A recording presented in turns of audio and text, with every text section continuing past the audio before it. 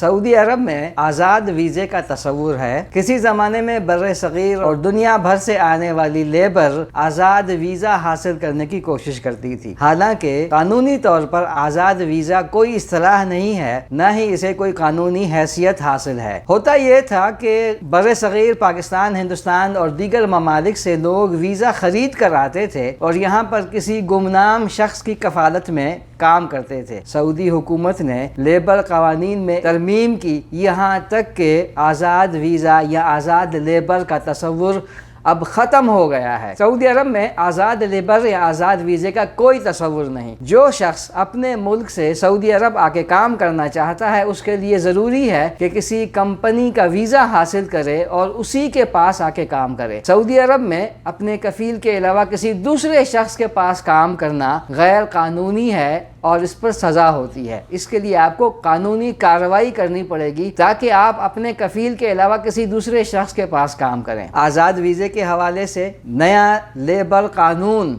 جو آئندہ مہینے نافذ ہونے جا رہا ہے، اس کے بارے میں اور اس طرح کے دیگر قانونی معاملات کے بارے میں مزید تفصیلات اگر آپ کو جاننی ہیں تو وزٹ کرتے رہا کریں urdunews.com۔